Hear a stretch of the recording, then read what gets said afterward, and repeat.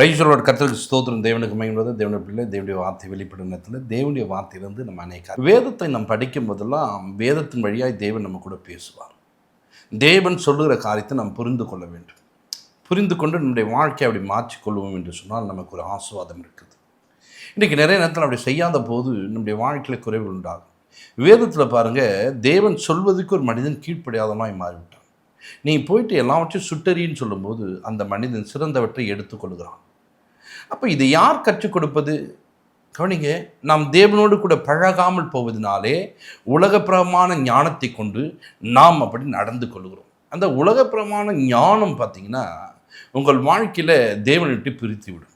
இன்றைக்கி பாருங்கள், படிப்புன்னு ஒரு சிலர்லாம் போயிட்டு அந்த படிப்புக்கு முன்னாடி கர்த்தரோடு கூட நெருங்கக்கூடிய நாட்களை மிஸ் பண்ணிட்டாங்க. ஒரு நாள் ஆண்டோடு கூட பழகணும்னு சொல்லிட்டு நினைப்பாங்க. அன்னைக்கு அவரோடு கூட பழகுவதற்கு நேரம் இல்லை. ஏன்னா அந்த நாட்களிலே அநேகர் எழும்பி அவர் பின்னாடி போகும்போது நீ அன்றைக்கு பயன்படாத ஒரு பாத்திரமாய் மாறிவிடுவான்.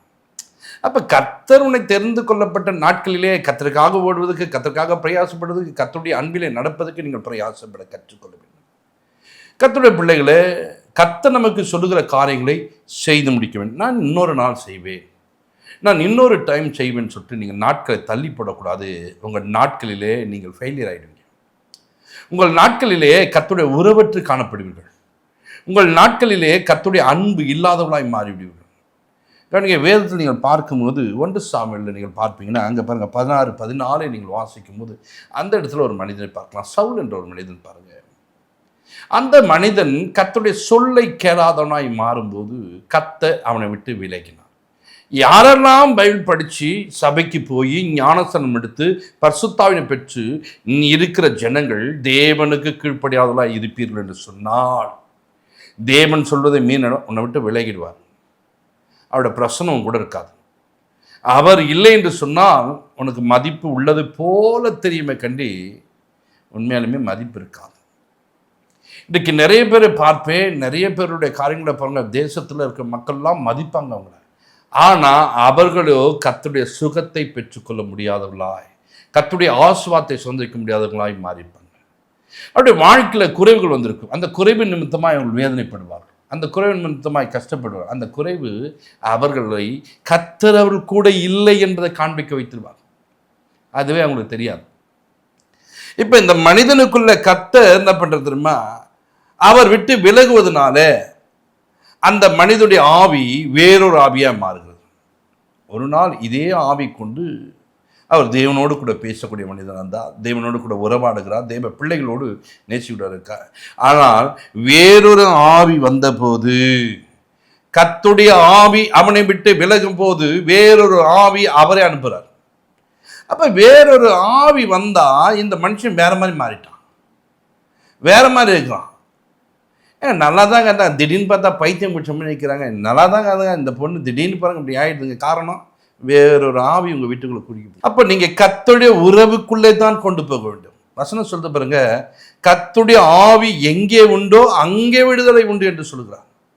அப்போ கர்த்தருடைய ஆவியை நாம் நிறைக்க கற்றுக்கொள்ள வேண்டும். உலகப்புறமான மனிதர்களை பாருங்க, ஒரு ஆவியை விரட்டுறன்னு சொல்லி வேறொரு ஆவியை நிரப்பிட்டு போயிடுமா. அதுவும் ஒரு அசுத்தாவி தான். ஆனால் கவனிங்க, அங்கே ஒரு கூட்டம் போயிட்டு அந்த ஆவிகளை ஏற்றிக்கொண்டு ஏற்கனவே பேய் அனுக்கும் இன்னொரு பேயை கழித்தணும் கேட்டால் இப்போ என்ன பண்ண அதுக்கு பிறகு ஏதோ ஒன்று சொல்வார்கள்.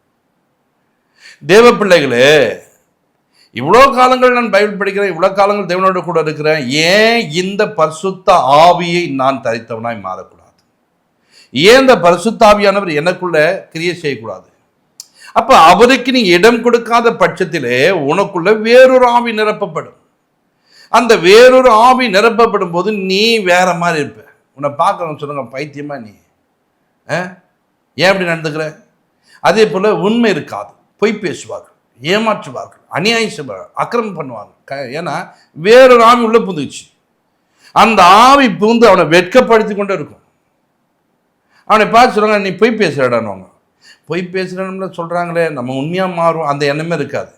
இன்னும் பொய்யை அதிகமாக பேசுவாங்க. ஏமாத்துற நீ அப்படின்னவங்க. அப்போ ஏமாத்துறன்னு நம்ம சொல்லி அசிங்கப்படுத்துகிறாங்களே, நம்ம ஏமாற்றக்கூடாது, நம்ம உண்மையாக இருக்கணும் அப்படின்னு சொல்லிட்டு என்ன பண்ணேன், அந்த உண்மையாக இருக்க பிரயாசம் இன்னும் ஏமாத்துறோம் நம்ம ஆடும். பார்த்தீங்களா, அந்த ஆவி அவனை அப்படியே மாற்றினே போகும். இப்படி மாற மாற மாற மாற மாற பொல்லாத ஆவிகள் அவனை ஆட்கொள்ளக்கூடியதாய் மாறிடும். இந்த ஆவிகளுக்குள்ளே நாம் என்ன பண்ணக்கூடாது? இருக்கக்கூடாது. தேவ பிள்ளைகள் தேவனோடு கூட உறவாட வேண்டும். வேதத்தில் இன்னொரு மனிதன் நீங்கள் பார்க்கும்போது அந்த மனிதனை குறித்து பாருங்க, நல்ல பலசாலி. நியாயாதிபதி புத்தகத்தில் நீங்கள் பார்த்தீங்கன்னா அங்கே ஃபர்ஸ்ட்லேருந்து நீங்கள் வாசித்து வரும்போது இந்த மனிதனை பாருங்க, பெலிஸ்தர்கள் பிடிக்க வரலாம்னு சொல்லிட்டு இரவெல்லாம் காத்து கொண்டு இருக்கிறார்கள். நைட் ஆயிடுச்சு, வெயிட் பண்ணுவோம், பகலில் அவனை பிடிச்சி கொண்டு போட்டலாம். என்ன ஆயத்தமா இரவெல்லாம் பேசாம கொள்ளாம அமைதியாக காத்துருந்தாங்க தெரியுமா? அப்படி காத்து கொண்டிருந்த மனிதர்கள் விடியட்டும் அவனை கொண்டுலாம் நினைக்கிறாங்க. நடுஜாமத்தில் எழுந்த ஒரு மனிதன் பாருங்க, பூட்டி வச்சிருக்க அலங்கத்துடைய நிலைக்கதை பெற்றுக்கொண்டு தன் தோல் மேலே வைத்து கொண்டு அந்த மனுஷன் பான்னு போயிட்டான். உள்ள ஆவியானவர் இருந்தார், கர்த்தர் அவனோடு கூட இருந்தார். அவனுக்கு எதிர்கொண்டு வந்த மனிதர்களெல்லாம் ஒன்றுமில்லாமல் வெட்கப்பட்டு போக செய்தார். அப்போ அந்த மனிதன் பாருங்க அப்படி போய் விட்டான். இந்த மனிதன் போயிட்டு அங்கே ஒரு பெண்ணோடு இருக்கும்போது அந்த பெண்ணு கூட நேரங்களை செலவழிக்கும் போது அந்த பெண்ணின் இடத்துல காசு கொடுத்து அவங்க என்ன பண்ண வச்சுட்டாங்க. இப்போ இந்த காரியங்களெல்லாம் அதிகமாக தெரிந்து கொள்ள வேண்டாம். அந்த பெண் யார், அந்த பெண்ணுடைய காரியங்கள ஒரு கூட்டம் இப்படி தான் தெரிஞ்சுக்கும். பரிசுத்தாவின் யார், பரிசுத்தாவின் இருந்தால் என்ன செய்வார், அதை நீ தெரிந்து கொள், அவைகளை புரிந்து கொள், அவைகளை பற்றி நன்றாய் அறிந்து கொண்டு இந்த பரிசுத்தாவின் உள்ள வருவதற்கான வழி உண்டு பண்ணுங்க. தேவையில்லாததை நீ பார்த்து தேவையில்லாத சிந்தனைக்குள்ள போகக்கூடாது. தேவையானதை பார்த்து தேவையானதை நீ விரும்பும் போது அவைகளும் நீ ஆட்கொள்ளக்கூடியதாய் மாறும். அப்ப இந்த மனிதனை பாருங்க, கேட்கும் போது அந்த பெண் கேட்கும் போது அவன் சொன்னா, நினைக்கப்பட்ட கயிறு எடுத்துட்டு வாங்க, கட்டுங்க, கட்டினா நான் என்ன பண்ணுவேன், என்னுடைய பலன் போயிடும்னு சொன்னான். அப்படி நினைத்தார்கள். ஆவியானவர் இருப்பதனால அந்த கயிறெல்லாம் பாருங்க நெருப்புப்பட்டது போல எல்லாம் போயிடுச்சு. அப்போ சொல்கிறாங்க, ஒருவரும் பயன்படுத்தாத கயிறு. இப்போ அந்த மக வேதனைப்பட்டுட்டான். எடுத்துட்டு என்ன நீ இப்படி சொல்கிறேன்னு. அப்போ சொல்கிறாங்க, ஒரு மனுஷனும் பயன்படுத்தாத கயிறு இருந்தால் எடுத்துட்டு வா, அந்த கயிறுனால என்னை கட்டுன. அந்த கயிறுனாலும் கட்டப்படும் போது அந்த மனிதன் அவைகளும் அறுத்து போட்டு விட்டான். பாருங்க, ஒரு மனிதனுக்கு எத்தனை பலன். கர்த்தர் கூட இருப்பாரனால் எவ்வளவு பலனுள்ளவனாய் காணப்படுகிறான். கர்த்தர் கூட இல்லாத போது அந்த மனிதன் பலவீனப்பட்டவனாய் மாறுகிறான். இன்றைக்கு உன்னுடைய வாழ்க்கையில கர்த்தர் கூட இருக்கிறாரா? நீ ஏன் பலவீனப்பட்டு இருக்கிறாய்? உன் மனைவி ஏன் பலவீனப்பட்டு இருக்கிறாய்? ஏன் நீ படுத்த படுக்க இருக்க? கர்த்தர் கூட இல்லைன்னா நீ பலவீனன். கர்த்தர் கூட இருக்கும்போது எப்படியாப்பட்ட கயிறினாலே கட்டப்பட்ட அறுத்து கொண்டு வெளியே வந்து நிற்கிறான். அறுக்க முடிகிறது. ஏன் என்று சொன்னால் அவனோடு கர்த்தர் இருந்தார். இன்றைக்கு உன்னால எழும்ப முடியாதபடிக்கு படுத்த படுக்கையில் இருக்கியா? கர்த்தாவே நீர் என்னோடு கூட இரு, உம்முடைய ஆவியை எனக்குள்ளாக நிரப்பும் என்று சொல்லுங்க. அவருடைய ஆவி உன்னை என்ன பண்ணும்? எழும்ப பண்ணும். அவருடைய ஆவி உன்னை நடக்க பண்ணிவிடும். அந்த ஆவினாலே நிரப்பப்படுவதற்கு வேதத்துடைய வார்த்தை கேளு, வேத சத்தியங்களை கேளு. அந்த வார்த்தை உன்னை நிரப்ப, அந்த வார்த்தையினாலே நீ தேற்றப்பட வேண்டும். அப்ப இந்த மனிதன் பாருங்க அப்படி பலமா என்ன பார்த்து அந்த பெண்ணு எப்ப பாரு என்ன இப்படி பண்றேன்னு சொல்லிட்டு அப்படி சொல்லும் போது அந்த சடையை பார்த்து சொல்றாங்க, இந்த சடையை என்ன பண்ணும், நீ இப்படி பின்னி வச்சுனா அந்த பின்னல் நிறுத்தமாக நான் என்ன பண்ணுவேன், ஒரு ஆணியில் அடிச்சுட்டுனா நான் இது பண்ணுவேன். திரும்ப பாருங்க அப்படி இடத்துல எழுந்து நிற்பான். ஒரு நாள் கேட்டா, என்ன நீ எப்போ பாரு என்ன இப்படி ஏமாற்றி கொண்டிருக்க என்பது. அந்த படித்து தலைமுடியை சிரைத்தால் உடனே பாருங்க அப்படியே செய்தார்கள். மொட்டடிக்கப்பட்டான். இப்பொழுது கர்த்தர் அவனை விட்டு விலகினார். இவ்வளோ பலமாய் இருந்த மனுஷன், இவ்வளோ பலசாலியாக இருந்தவன் கர்த்தர் சொன்னவற்றை கீழ்ப்படியாத போது கர்த்தர் சொல்கிறாரு, உன் தலைமுடி எடுக்கவே கூடாது. பத்தியா, அங்கே ஒரு மனுஷன் பாருங்க, அங்கே இருக்கிறதெல்லாம் சுட்டுச்சுன்னு சொன்னால் கர்த்தருடைய வார்த்தையை மீறினான். இங்கே ஒருத்தன் சொன்னான் பாருங்க, கர்த்தர் சொன்னதை கீழ்ப்படியாமல் அந்த வார்த்தையை மீறி சொல்லிவிட்டான். முடிஞ்சு போச்சா கதை. இப்போ கர்த்தர் அவனை விட்டு விலக ஆரம்பித்தார். கர்த்தர் அவனை விட்டு விலகி விட்டார். இப்போ வந்துட்டாங்க, சுற்றி வந்துட்டாங்க. வந்தா இப்போ அந்த மனிதன் சிக்குண்டவனாய் மாறிவிட்டான்.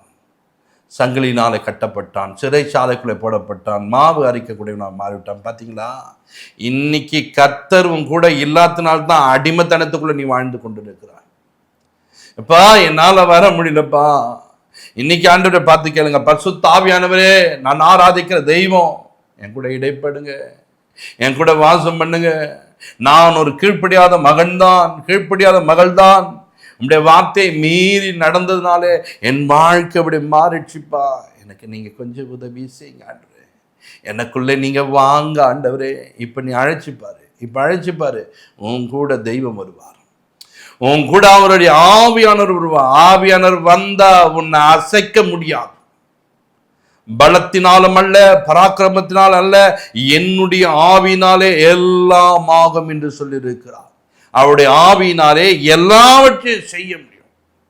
இந்த ஆவியை உனக்குள்ளே வைத்துக் கொள்வியானால் உன் வாழ்க்கையில செய்ய முடியாத காரியம் ஒன்றுமே இருக்காது.